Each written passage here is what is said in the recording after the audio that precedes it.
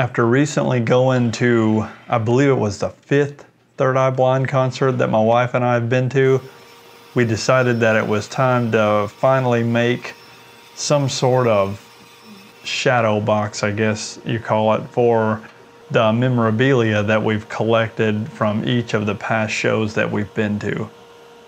This project seemed like it would be a good candidate to use up some of the scraps from previous projects that I recently finished. I started this project off over at the bandsaw by breaking each of the boards down into a more manageable size before then taking to the jointer and then the planer.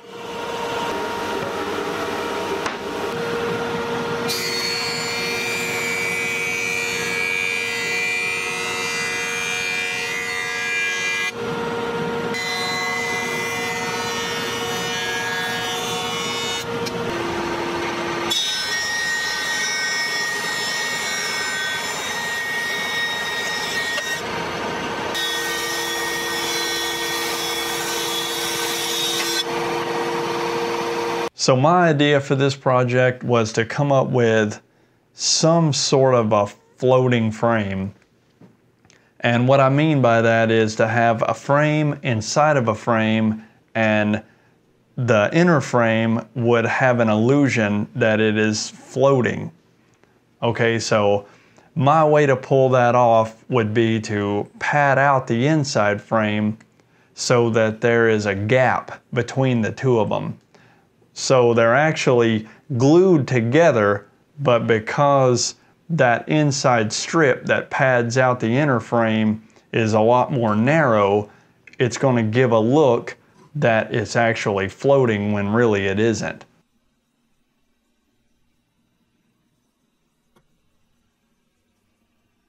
The material that I used to pad out the inner frame was actually some scrap stock that I had lying around that I milled up fairly thin and then laminated to the outside part of the inner frame.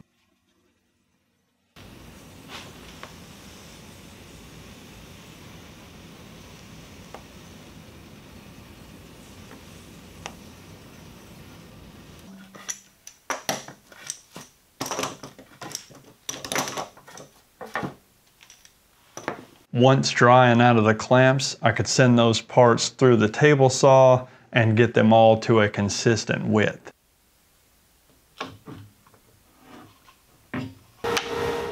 So this is the part of the project where I nearly ruined the entire thing.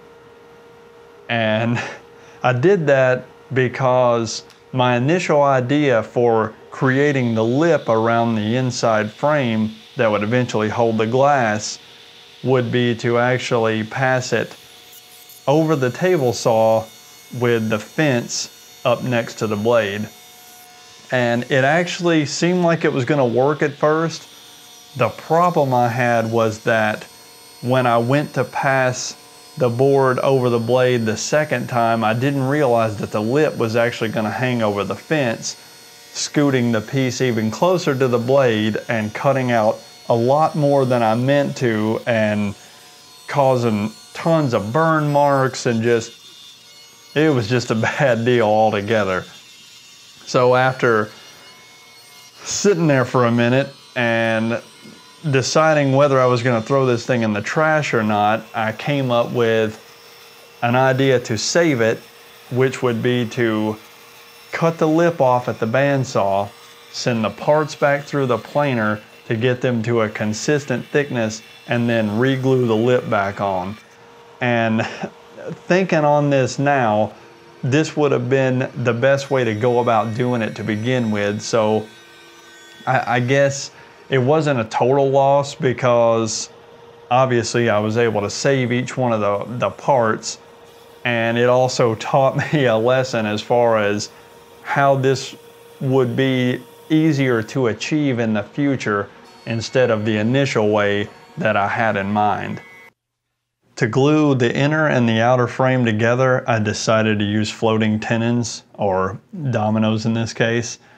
And to center it on the inner frame, I padded it up or spaced it up with one piece of 1/4 inch MDF. And on the outer frame, I added a second 1/4 inch piece of MDF so that once I attached the back, it would perfectly inset and be flush to the outer frame. It'll make more sense later on in the project.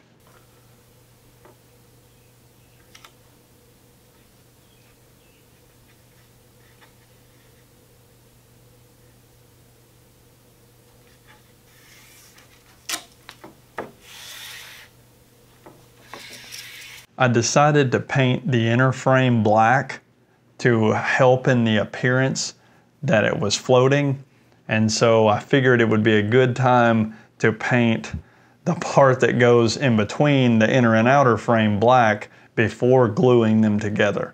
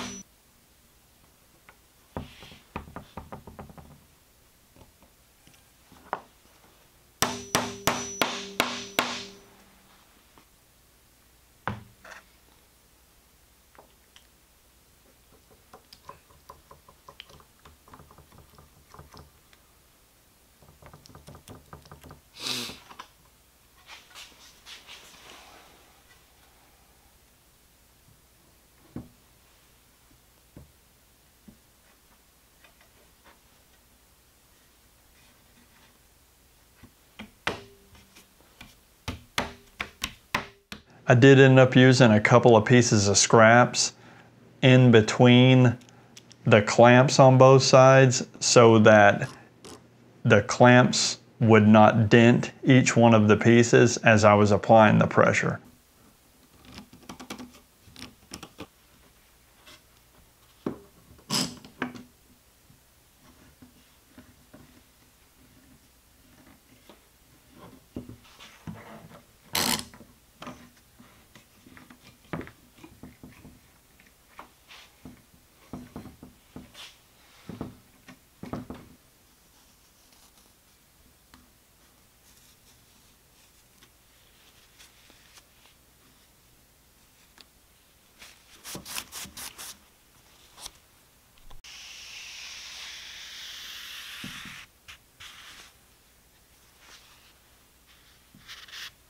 My initial idea for cutting the miters on the frame was to just use the miter saw, but I pretty quickly figured out that that wasn't going to work because I was getting a lot of deflection and burning from the blade. So I ended up just switching to my miter gauge and using the table saw. And that seemed to work much better. I wasn't getting nearly the burning or the deflection, and the cuts came out fairly smooth.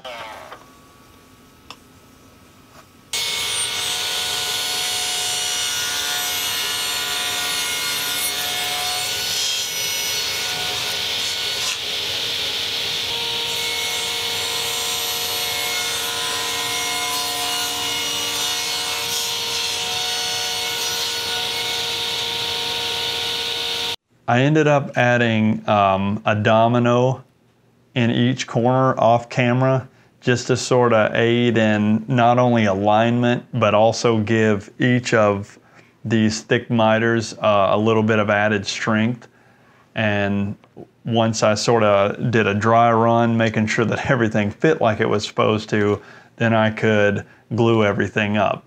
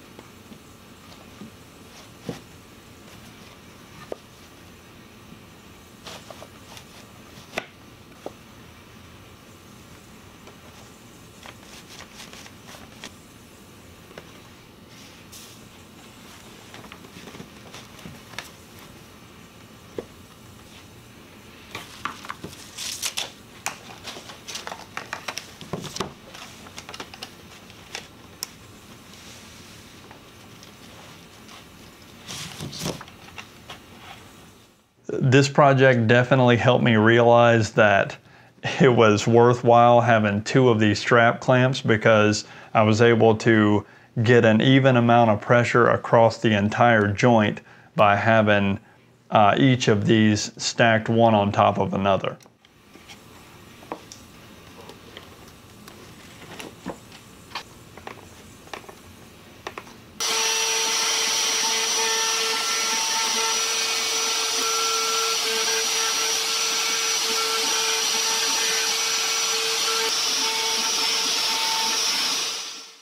Being that this project was a shadow box for the concert memorabilia, we wanted some kind of way to incorporate one of the recent tour logos into this actual project. The way we came up with how to do that was to actually carve that logo into the front acrylic that we would be using for the inner frame.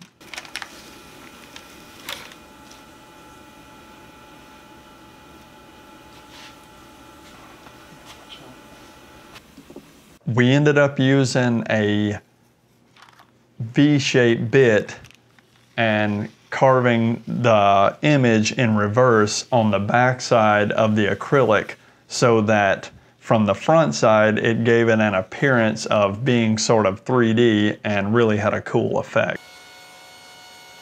The last step in this project before finishing was to cut the back. I ended up using some 1/4" MDF, which I made provisions for earlier whenever I was mortising for the dominoes that would hold the inner and outer frame together.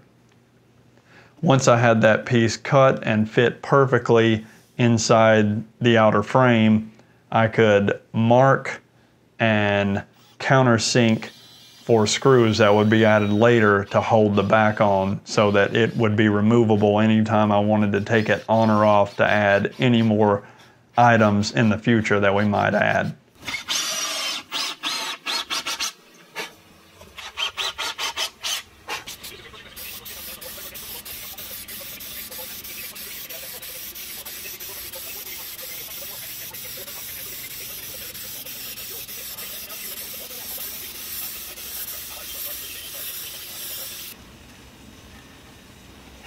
I sanded the inner and outer frame thoroughly, going through each one of the grits, and then for the finish, I painted the inner frame black, again, to give off the appearance that it was floating, and for the outer frame, being that it was walnut, I ended up using a walnut oil finish, which came out great and I was extremely happy with.